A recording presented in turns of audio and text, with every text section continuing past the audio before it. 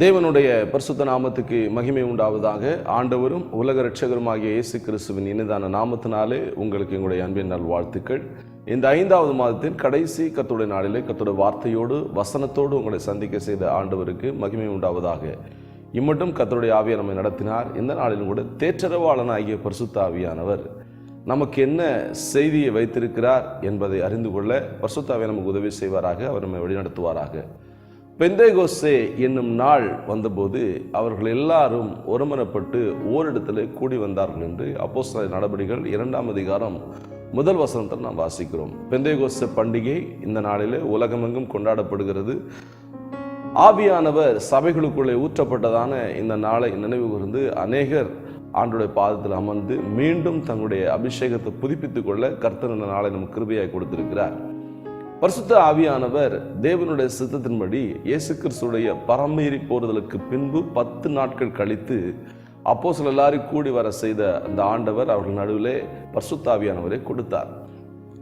அப்போஸ்தலர் நடபடிகளில் இதை நாம் உறுதியாக வாசிக்கிறோம். இந்த காலவெளியிலே அந்த நிகழ்வை நினைவு கூர்ந்து அதன் அடிப்படையில் கர்த்தர் நமக்கு செய்தி கொடுத்திருக்கிறார். பழைய ஏற்பாட்டு காலத்தில் இஸ்ரவேல் மக்கள் 430 வருஷமாக எகிப்திலே அடிமையாக இருந்த நாட்களிலே அவர்களை கடைசியாக புறப்பட பண்ணதுக்கு முன்பதாக ஆண்டவர் அங்கே பஸ்காவை ஆசரிக்க சொல்கிறார். 1 வயது நிரம்பிய ஆட்டுக்குட்டியை ஒவ்வொரு குடும்பமும் தெரிந்து கொண்டு அதை குடும்பமாக அமர்ந்து அதை அடித்து நீங்கள் புசிக்க வேண்டும். இது கர்த்தருடைய பஸ்கா, இதை நீங்கள் தீவிரமாக புசிக்க வேண்டும் என்று யாத்திராகமம் 12ஆம் அதிகாரத்தில் உள்ள வசனத்தை நான் இந்த காலவெளியில் உங்களுக்கு வாசித்து ஞாபகப்படுத்தி இந்த செய்தியை ஆரம்பிக்க அவையை நமக்கு உதவி செய்வாராக. வாசிக்கலாம். யாத்திராகமத்துடைய புஸ்தகம் 12ஆம் அதிகாரத்தில் உள்ள 11வது வசனத்தை நான் உங்களுக்கு வாசிக்கிறேன். யாத்திராகமம் 12:11.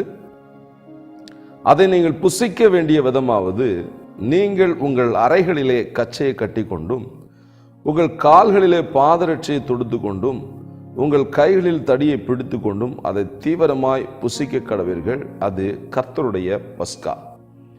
ஆண்டவராகிய தேவன் தம்முடைய மக்களை விடுவிப்புக்கு முன்பதாக ஆண்டவர் இந்த காரியத்தை செய்ய சொல்கிறார்.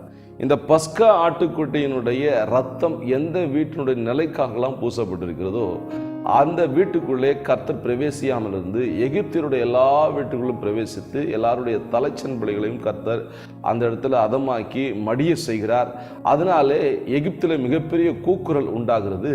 அந்த கூக்குரல் நிமித்தமாக மிகப்பெரிய விடுதலை எல்லாரையும் இஸ்ரவேல் எல்லாரையும் எகிப்தியரும் பார்வோனும் சேர்ந்து துரத்தி விடுகிறார்கள்.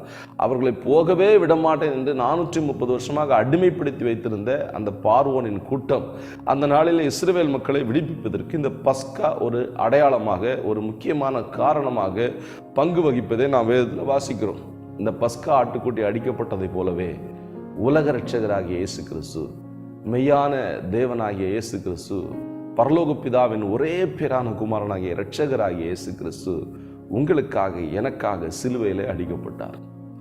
அவர் தன்னை சிலுவையிலே நம்முடைய விடுதலைக்காக, பாவ போராட்டத்திலிருந்து, வியாதியின் போராட்டத்திலிருந்து விடுவிக்கும்படியாக இயேசு நமக்காக பலியானார். இதை யாரெல்லாம் 100% விசுவாசித்து அதை அப்படியே ஏற்றுக்கொள்கிறார்களோ, அந்த விடுதலை யாரெல்லாம் கிளைம் பண்ணுறாங்களோ உடனே அந்த விடுதலை அவர்கள் பெற்றுக்கொள்கிறார்கள். இந்த காலவேளையிலும் கூட ஆவியானவர் நமக்கு சொல்கிற முக்கியமான வார்த்தை என்னன்னு கேட்டால், இயேசு கிறிஸ்து நமக்காக அடிக்கப்பட்டார்.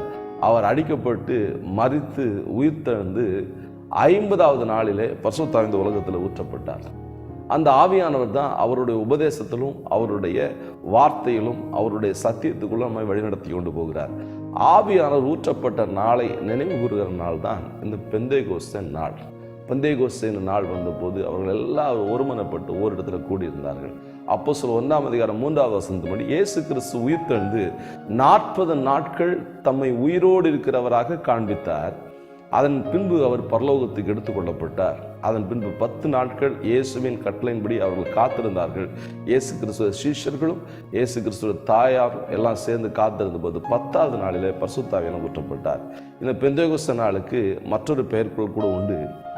சபைக்குரிய பிறந்த நாள் இதுதான். இந்த நாள் தான் சபை பிறந்தது. அது மட்டுமல்ல, முதற்கனியின் நாள் என்று கூட சொல்லலாம். அது மட்டுமல்ல, விடுதலையின் நாள் என்று கூட சொல்லலாம்.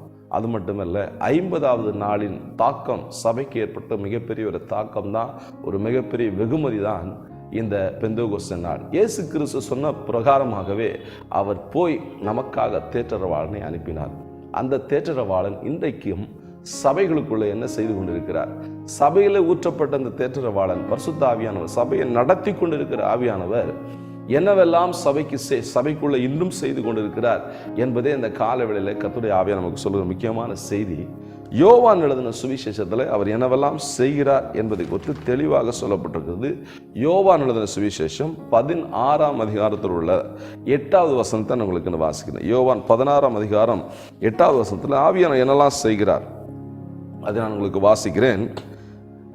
யோவான் 16ஆம் அதிகாரம் 7 மற்றும் 8 வசனங்கள். நான் உங்களுக்கு உண்மையை சொல்லுகிறேன், நான் போகிறது உங்களுக்கு பிரயோஜனமாயிருக்கும். நான் போகாதிருந்தால் தேற்றரவாளன் உங்களிடத்தில் வரார். நான் போவேனேயாகில் அவரை உங்களிடத்திற்கு அனுப்புவேன். அவர் வந்து பாவத்தை குறித்தும் நீதியை குறித்தும் நியாய தீர்ப்பை குறித்தும் இந்த உலகத்தை கண்டித்து உணர்த்துவார். ஆண்டவராகிய தேவனால் அனுப்பப்பட்ட தேற்றரவாளனாகிய பரிசுத்த ஆவியானவர் இன்றைக்கும் சபைகளுக்குள்ளே செய்து கொண்டிருக்கும் முக்கியமான காரியம் பாவத்தை குறித்தும் நீதியை குறித்தும் நியாய தீர்ப்பை குறித்தும் கணித்து உணர்த்துகிறார். எது பாவம்? பாவம் என்று சொன்னால் என்ன? ஆதியாகமத்தின் புஸ்தகம் 3ஆம் அதிகாரம் 17ஆம் வசனத்தில் நீங்க வாசிக்கும் போது ஆதாமை கர்த்தர் சபிக்கிறார். ஆதாம் நிமித்தம் இந்த பூமி சபிக்கப்பட்டிருக்குது. அந்த சாபத்தை கூறும்போது ஆண்டவராகிய தேவன் குறிப்பிடுகிற முக்கியமான காரியம், பின்பு ஆதாமை நோக்கி, நீ உன் மனைவியின் வார்த்தைக்கு செவி கொடுத்து புசிக்க வேண்டாம் என்று நான் உனக்கு விலக்கின விருட்சத்தின் கனியை புசித்தபடினாலே பூமி உன் நிமித்தம் சபிக்கப்பட்டிருக்கும். நீர் உயிரோடு இருக்க நாளெல்லாம் வருத்தத்தோடு அதன் பலனை புசிப்பார். இந்த இடத்துல தேவனுடைய வார்த்தைக்கு செவி கொடாமல் மனைவியின் வார்த்தைக்கு செவி கொடுத்த ஆதாமை இந்த வேளையில நாம் கவனிக்க வேண்டிய முக்கியமான காரியம். எது பாவம்? செவி கொடுக்க வேண்டியவருக்கு செவி கொடாமல் மற்றவர்களுக்கு செவி கொடுப்பது பாவம்.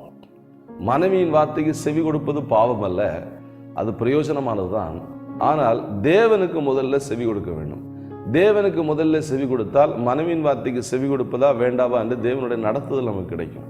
இந்த ஆதாம் தேவனுடைய நடத்திப்பை அவன் இழந்து போய் மனைவியின் வார்த்தைக்கு மாத்திரம் செவி கொடுத்தான். கர்த்தரின் வார்த்தைக்கு செவி கொடுக்க அவன் மறந்து போனான்.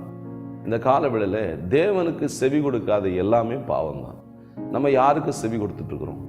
நமக்காக கொடுக்கப்பட்ட ஆவியானவர் அவர் நம்மோடு பேசுகிறவர், அவர் நம்மை வழி நடத்துகிறவர், அவர் நமக்காக ஜெபிக்கிறவர், அவர் நமக்காக பரிந்து பேசுகிறவர், வாக்கு கடங்காத பெருமூசன் நமக்காக வேண்டுதல் சிறந்த ஆவியானவரை நாம் எந்த அளவுக்கு மதிக்கிறோம்? தேவனை மதித்து தேவனின் ஆவியானவரை மதித்து அவருக்கு செவி கொடுக்கிற வாழ்க்கை தான் அவருக்கு உகந்த வாழ்க்கை. தேவனுக்கு செவி கொடாத ஒரு வாழ்வு, அப்படிப்பட்டனுடைய காரியங்கள் பாவத்துக்குள்ளே தள்ளப்படுகிறது. பாவம் உன் வீட்டு வாசற்படியில படுத்திருக்கும் என்று ஆதியாகமம் 4ஆம் அதிகாரம் 7ஆம் வசனத்துல ஆண்டவர் காயினை குறித்து எச்சரிக்கிறார். நன்மை செய்தால் உனக்கு மேன்மை இல்லையோ? இல்லாவிட்டால் பாவம் உன் வீட்டு வாசற்படியில படுத்திருக்கும். ஏன் பாவம் வீட்டு வாசற்படியில படுத்திருந்தது? ஏன் அவன் நன்மை செய்யவில்லை? நன்மை என்று சொன்னால் என்ன? தேவனுக்கு செலுத்த வேண்டிய ஆராதனையை முறையாக செலுத்தவில்லை, நேர்த்தியான ஆராதனையாக இல்லை. அண்ணனும் தம்பியும் சேர்ந்து கர்த்தரை ஆராதிக்கும்படியாக கர்த்தருக்கு பலி செலுத்தும்படியாக கடந்து போறாங்க. ஒருத்தனுடைய பலியை கர்த்தர் அங்கீகரிக்கிறார், ஒருவனுடைய பலியை கர்த்தர் நிராகரிக்கிறார். நிராகரிக்கப்பட்டவனுடைய பலி அப்படிப்பட்டதாக இருந்தது. ஏன் அந்த பலியை கர்த்தர் நிராகரித்தார்? ஏன் காயின் கர்த்தர் நிராகரித்தார்? எபிரேயர் 9ஆம் அதிகாரத்தில் நீங்க வாசிங்கன்னா 22ஆம் அதிகாரத்துல 22வது வசனத்துல ரத்தம் சிந்துதல் இல்லாமல் பாவ மன்னிப்பு இல்லை. பலி என்றாலே அதுல ரத்தம் சிந்துதல் இருக்க வேண்டும். அப்படி ரத்தம் சிந்துதல் இல்லாமல் பாவம் மன்னிப்பு கிடையாது. இதை அறிந்து போனானோ அறியாமல் போனானோ கட்டுப்பாக அதை அறிந்திருப்பான். ஏனென்றால் ஆபேல் அறிந்திருந்தானே, காயின் அறியாமல் இருக்கிறது வாய்ப்பே இல்லை. ஆனால் தேவனுக்கு செலுத்த வேண்டிய பலியை நேர்த்தியானபடி முறையானபடி செலுத்தாதனால அவன் நிராகரிக்கப்பட்டான்.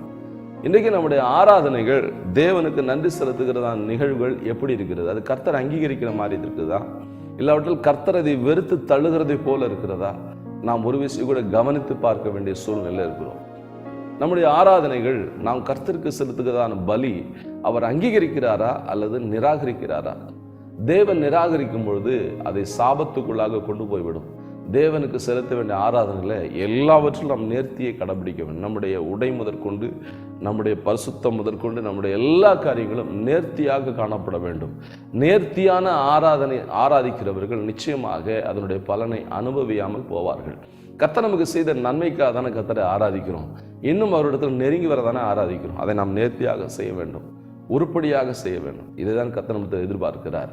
நேர்த்தியான ஆராதனை நிச்சயமாக மிகுந்த பலனை உங்களுக்கு கொண்டு வரும். காயின் நிராகரிக்கப்பட்டது அவனுடைய பலியின் முறைகள் தேவனுக்கு உகந்ததாக இல்லை. யோவான் 4:23 சொல்லுது, ஆவியோடும் உண்மையோடும் கர்த்தரை தொழுது கொள்ள வேண்டும். ஆவியோடும் உண்மையோடும். நம்முடைய ஆராதனை உண்மை இருக்கிறதா? நாம் ஆவியில் ஆராதிக்கிறோமா அல்லது மாம்சத்தில் நம்முடைய சுய ஆவல்களை ஒரு ரீஃப்ரெஷ் ஆகிற மாதிரி ஒரு நல்ல எனர்ஜிக்கு வர மாதிரி ஆராதிக்கிறோமா? தேவனுடைய ஆவியானுடைய நடத்தலின்படி நம்முடைய ஆராதனை இருக்கணும். நம்முடைய ஆராதனை தேவனுக்கு உகந்ததா இல்லை என்று சொன்னால் அது பாவமாக மாறிவிடும் என்று ஆவியா நமக்கு அறிவுறுத்துகிறார். பாவத்தை குறித்து அவர் கண்டித்து உணர்த்துகிற ஆண்டவராக இருக்கிறார். அப்படின்னு சொன்னால் நம்முடைய ஆராதனை எப்படி இருக்கணும்? ரோமர் 12:1 சொல்லப்பட்டிருக்கு, நீங்கள் உங்கள் சரீரங்களை தேவனுக்கு பிரியமான ஜீவ பலியாக ஒப்பு கொடுக்க வேண்டும் என்று தேவனுடைய இரக்கங்களை முன்னிட்டு உங்களை வேண்டிக் கொள்கிறேன். இதுவே நீங்கள் செய்யத்தக்க புத்தியுள்ள ஆராதனை. நம்முடைய சரீரத்தை முழுவதுமாக, நம்முடைய வாழ்க்கையை முழுவதுமாக கர்த்தருக்கு ஒப்புக்கொடாமல் இருக்கிற ஆராதனையில எந்த பிரயோஜனமும் இல்லை. அப்படிப்பட்ட ஆராதனை கர்த்தர் விரும்புகிறதும் இல்லை. அப்படிப்பட்ட ஆராதனை கர்த்தர் அங்கீகரிக்கிறதும் இல்லை. ஆபேலின் காணிக்கையை ஆராதனை கர்த்தர் அங்கீகரித்தார். காயினின் காணிக்கையை ஆராதனை கர்த்தர் நிராகரித்தார். நம்முடைய ஆராதனை அங்கீகரிப்புக்குள்ளதாக இருக்குதா? எதையும் ஒப்பு கொடுக்காம சும்மா ஷோ காமிக்கிற மாதிரி ஆராதிக்கிறது எந்த பிரயோஜனம் இல்லை. அதை கர்த்தர் நிராகரிப்பார். காயின் நிலையற்றவனாய் அலைந்தான். அவன் மேல அடையாளத்தை கர்த்தர் போட்டார். அவனுடைய சகோதரனுடைய ரத்தத்தை சிந்துகிறதான எரிச்சல் அவனுக்குள்ள இருந்தது. இந்த எரிச்சலெல்லாம் நீக்கி நம்ம கர்த்தரை ஆராதிக்கணும். கசப்புகளோடு கர்த்தரை ஆராதிப்பதில் எந்த பிரயோஜனமும் இல்லை. இந்த காலவெளியில் அப்படி கிருபையை கர்த்தர் திருவாராக. நமக்குரிய ஆவியானவர், நமக்கு கொடுக்கப்பட்ட ஆவியானவர் பாவத்தை குறித்து அவர் கண்டித்து உணர்த்துகிறார். இரண்டாவதாக ஆவியான எதை குறித்து கண்டித்து உணர்த்துகிறார்? யோவான் 16:8 நீதியை குறித்து அவர் கண்டித்து உணர்த்து. எது நீதி? கர்த்தருடைய வார்த்தை தான் நீதி. அந்த வார்த்தை மாம்சமாக இயேசுதான் நீதி. அவருடைய நீதியிலே நாம் நடக்கும்படி ஆவியார் நம்மை கண்டித்து உணர்த்தி கொண்டே இருப்பார். அவருடைய நீதியை விட்டு விலகும் பொழுது ஆவியார் கண்டித்து உணர்த்துகிறார். வசனத்தின்படி வாழுகிற வாழ்க்கைக்குள்ளே ஆவியார் நம்மை நடத்துகிறவராக இருக்கிறார். வசனத்தை விட்டு விலகும் பொழுது நம்மை கண்டித்து உணர்த்துகிறவராக இருக்கிறார். சங்கீதம் 119 சங்கீதம் 137 இயேசுதான் நீதிபரர், தேவனே நீதிபரர். அவருடைய வார்த்தைகள் நீதியானவைகள். அந்த வார்த்தைக்குள்ளே நாம் நிலைத்திருக்க வேண்டும். இதை ஆவியார் நமக்கு கண்டித்து உணர்த்தி கொண்டே இருப்பார். நீதிமொழிகள் 12:28 நீதியின் பாதையில, வசனத்தின் பாதையில நமக்கு ஜீவன் உண்டு, அந்த பாதையிலே மரணம் இல்லை. தேவனுடைய நீதியோடு இணைந்திருக்கிற உங்க வாழ்க்கையில மரணத்துக்கு கர்த்தர் விலக்கி பாதுகாக்கிறார். வசனத்தோடு இணைந்து வாழுகிறவனுக்கு கர்த்தர் ஜீவனை, நித்திய ஜீவனை அளித்து அவனை மரணத்துக்கு தப்புவிக்கிற ஆண்டவராக இருக்கிறார். நீதியின் பாதையிலே நடக்கும்படியாக நம்மை கண்டித்து உணர்த்துகிற ஆவியான் நம்முடைய ஆவியானவர். சங்கீதம் 119 சங்கீதம் 92 வசனமே நம்முடைய மனமகிழ்ச்சி, வேதமே நம்முடைய மனமகிழ்ச்சியாக இருக்குது. வேதம் என்னுடைய மனமகிழ்ச்சியாக இராது இருந்தால் என்னோட துக்கத்தில் அழிந்து போயிருப்பேன். இந்த உலகத்தில் எத்தனை பேர் துக்கத்தில் அவர்கள் தங்களுடைய வாழ்க்கையை முடித்துக் கொள்றாங்க. கடந்த நாட்களில் 72 வயது 75 வயதுக்கு உட்பட்ட ஒரு முதியவர் கூவமாற்றில் விழுந்து தற்கொலை செய்து கொண்டார் என்ற செய்தியை நான் கேள்விப்பட்டேன். பிரியமானவர்களே, இன்றைக்கு எத்தனை படிப்பாளிகள், எத்தனை படைப்பாளிகள், எத்தனை பணக்காரர்கள் அவர்களுக்கு வேதம் மனமகிழ்ச்சியா இல்லாதனாலே துக்கத்திலே அழிஞ்சு போறாங்க. நீங்களும் நானும் பெரிய படைப்பாளி அல்ல, பெரிய படிப்பாளி அல்ல, பெரிய பணக்காரர்கள் அல்ல. ஆனால் கிருபையினாலே, இரக்கத்தினாலே கர்த்தர் இந்த வேதத்தை அறியும் பாக்கியத்தை கொடுத்தார். இன்னும் இந்த வேதத்தை அறிந்து கொண்டே இருக்கணும். நம்ம முற்று பெறல அந்த வேதத்தில். அந்த வேதம் நம்மளை மனமகிழ்ச்சியாக மாற்றிக்கொண்டே இருக்கிறது. இந்த துக்கத்துக்கு நம்ம விடுதலையாக்குறது. மரணத்துக்கு எதுவான துக்கத்திற்கு, சாவுக்கு இந்த வேதம் நம்ம விடுதலையாக்கும்.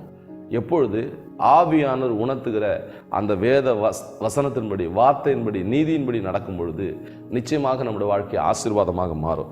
எபிரேயர் 5:13 நீங்க வாசிங்கன்னா, நீதியின் வசனத்துல பழக்கம் இல்லாதவர்களை குறித்து சொல்லப்பட்டிருக்கு. அவன் குழந்தையா இருக்கிறான். நம்ம வசனத்துல பழகணும், வசனத்தின்படி நடக்க பழகணும், வசனத்தின்படி வாழ பழகணும். நிறைய காரியங்களை பழகி கொடுறோம். ஃபோனை எப்படி யூஸ் பண்ண பழகுறோம், வண்டி எப்படி ஓட்டுறதுன்னு பழகுறோம், மற்ற காரியங்கள் அங்கே போயிட்டு இங்கே வர்றது, எது படிக்குது எல்லாத்தையும் நம்ம பழகிடுறோம். வசனத்தில் பழகுறோமா? வேத வசனத்துக்கு தூரமாக இருக்கிறோமா?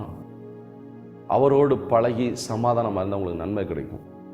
யோபு 22:21 வாசிக்கிறோம். பிரியமானவர்களே, நாம் தேவனோடு பழகுவதிலே கவனமாக இருக்கணும். அவரோடு பழகினாதானுங்க நன்மை. வசனத்தோடு பழகணுங்க. வசனத்தோடு வாழ, வசனத்தோடு இணைந்து வாழ்வதற்கு நாம் முயற்சி செய்ய வேண்டும். கர்த்தர் ஆசீர்வதிப்பாராக, கர்த்தர் நடத்துவாராக. ஆவியானவர் சபைக்குள்ளே ஊற்றப்பட்ட முக்கியமான நோக்கம் பாவத்தை குறித்து கண்டித்து உணர்த்துவார். இரண்டாவது, நீதியை குறித்து கண்டித்து உணர்த்துவார். கடைசியாக நியாய தீர்ப்பை குறித்து கண்டித்து உணர்த்துகிற ஆவியானவர் அவர். யாருக்கு நியாய தீர்ப்பு? அக்கிரமக்காரருக்கு நியாய தீர்ப்பு வைக்கப்பட்டிருக்கிறது. நியாய தீர்ப்பு வைக்கப்பட்ட உடனேயே அவர்களுக்கு ஆக்கினை தீர்ப்பு ஆயத்தமா இருக்குது. 2 பேதுரு 2:9 அக்கிரமக்காரருக்கு நியாய தீர்ப்பின் நாள் நியமிக்கப்பட்டிருக்கு என்று வாசிக்கிறோம். அக்கிரமம் என்று சொன்னால் என்ன? ஒழுங்கற்ற வாழ்க்கை. கிரமம் என்று சொன்னால் ஒழுங்கு. அக்கிரமம் என்றால் ஒழுங்கினம். வேத வசனத்துக்கு வெளியான வாழ்க்கை, கிறிஸ்துவுக்கு வெளியான வாழ்க்கை ஒழுங்கினமான வாழ்க்கை. அப்படிப்பட்டவர்களுக்கு நியாய தீர்ப்பு ஆயத்தமா இருக்கு. சங்கீதம் 32:1 எவனுடைய மீறுதல் மன்னிக்கப்பட்டதோ, எவனுடைய பாவம் மூடப்பட்டதோ அவன் பாக்கியவான். 2ஆம் வசனத்தில் எவனுடைய அக்கிரமத்தை கர்த்தர் எண்ணாதிருக்கிறாரோ, எவனுடைய ஆவியில் கபடம் இல்லாமல் இருக்கிறதோ அவன் பாக்கியவான். பிரியமானவர்களே, அக்கிரமம் மன்னிக்கப்பட வேண்டும். நம்முடைய அக்கிரமம் மீறுதல்கள் நம்மை விட்டு அகற்றப்பட வேண்டும். நம்முடைய பாவங்கள் மன்னிக்கப்பட வேண்டும். அப்பொழுதுதான் நாம் நியாய தீர்ப்புக்கு தப்புவோம். நீங்க வாசிங்கன்னா வேதவசனம் சொல்லுது, இயேசுவை தேவன் என்று விசுவாசியாததே மிகப்பெரிய பாவம். ஆண்டவருடைய வார்த்தையை நம்பாததே மிகப்பெரிய பாவம். ஆண்டவரை நாம் ஏற்றுக்கொள்ளாததே மிகப்பெரிய பாவம். கிறிஸ்துவே தேவன் என்று விசுவாசியாத மிகப்பெரிய பாவம். அப்படிப்பட்ட பாவத்துக்கு நேராக இருக்கிறவர்களுக்கு நியாய தீர்ப்பு ஆயத்தமா இருக்கிறது. நாம் கர்த்தரை விசுவாசிப்போம், கர்த்தரை உண்மையாக ஏற்றுக்கொள்வோம், தேவனோடு இணைந்து வாழ்வதற்கு நாம் முயற்சி செய்வோம். நியாய தீர்ப்பு இந்த உலகத்துக்கு ஆயத்தமா இருக்கிறது, தேவனுடைய பிள்ளைகளுக்கு அல்ல. இயேசுவை சொந்த ரட்சகராக ஏற்றுக்கொண்டு இயேசுவே மெய்யான தேவன் என்று அறிந்து அவரோடு இணைந்து வாழுகிற மக்களுடைய வாழ்க்கையில தேவன் நியாய தீர்ப்புக்கு அவர்களை விலக்குகிறார். இயேசு உங்களுக்காக எனக்காக நியாயம் தீர்க்கப்பட்டார். 2025 ஆண்டுகளுக்கு முன்பதாக இயேசு உங்களுக்காக எனக்காக நியாயஸ்தலத்துக்கு முன்பாக அவர் விசாரிக்கப்பட்டார். நீங்கள் நான் விசாரிக்கப்பட வேண்டிய இடத்துல இயேசு விசாரிக்கப்பட்டு நம்முடைய பாவங்களுக்காக இயேசு மரித்து நமக்கு மிகப்பெரிய விடுதலை ஏற்படுத்தி ரட்சிப்பை கர்த்தர் கொடுத்திருக்கிறார். நாம் அடிக்கப்பட வேண்டிய இடத்துல, தண்டிக்கப்பட வேண்டிய இடத்துல, ஆக்கினை தீர்ப்பு அடைய வேண்டிய இடத்துல எல்லாம் இயேசு அனுபவித்தார், நம்மை விடுதலை ஆக்கினார். இந்த விடுதலை யார் விசுவாசத்தை ஏற்றுக்கொள்றாங்களோ அவங்க நியாய தீர்ப்புக்கு தப்புவாங்க. இந்த இயேசுவை மறுதலித்து இந்த இயேசு எனக்கு வேண்டாம் என்று சொல்லுகிறவர்களுக்கு நியாய தீர்ப்பு ஆயத்தமா இருக்கிறது. அவர்களை தான் இந்த வேதம் அக்கிரமக்காரர் என்று அழைக்கிறது. பிரியமானவர்களே, இந்த சத்தியத்தையும் கண்டித்து உணர்த்துகிற வேலை தான் ஆவியானுடைய வேலை. இதற்காக தான் ஆவியானவர் சபைகளுக்குள்ளே ஊற்றப்பட்டார். பிரியமானவர்களே, பாவத்தை குறித்தும் நீதியை குறித்தும் நியாய தீர்ப்பை குறித்தும் கண்டித்து உணர்த்துகிற தேற்றரவாளன் இந்த காலவெளியில நமக்கும் உணர்த்திருக்கிறார். இந்த சத்தியத்துக்கு கீழ்ப்படிவோம், பாவத்தை விட்டு விலகுவோம், நீதியின் வழியில நடப்போம், நியாய தீர்ப்புக்கு தப்புவோம். கர்த்தர் ஆசீர்வதிப்பாராக, கர்த்தர் நடத்துவாராக. ஜெபிக்கலாம். பரிசுத்த பிதாவே, இரக்கமுள்ள எங்கள் ஆண்டவரே, பரலோகத்தின் தகப்பனே, ஆசீர்வதிக்கப்பட்ட அருமையான அந்த நல்ல ஆண்டவரே தகப்பனே, காலை நேரத்துக்காக ஸ்தோத்திரம். உடைய வார்த்தையின்படி எங்களோடு இடைப்பட்டீங்க. தேற்றரவாளனாகிய பரிசுத்த ஆவியானவரே, பரலோகத்தின் பிதாவே, எங்கள் இரட்சகராகிய இயேசு ராஜா, நம்ம நன்றியோடு துதிக்கிறோம். நீர் பாவத்தை குறித்து, நீதியை குறித்தும் நியாய தீர்ப்பை குறித்து கண்டித்து உணர்த்துகிறீர். உடைய வார்த்தையின்படி நாங்கள் வாழ எங்களுக்கு உதவி செய்து நடத்தி ஆசீர்வதி. உடைய வார்த்தை கேட்ட மக்களை பிதா குமாரன் பரிசுத்தாவின் நாமத்தினாலே அடியேன் மனதார ஆசீர்வதித்து ஜெபிக்கிறேன். வழி நடத்துங்க. இயேசுவின் நாமத்தில் வேண்டுகிறோம் பிதாவே. Amen, amen. God bless you. கர்த்தர் உங்களோடு இருப்பார், கர்த்தர் நடத்துவார்.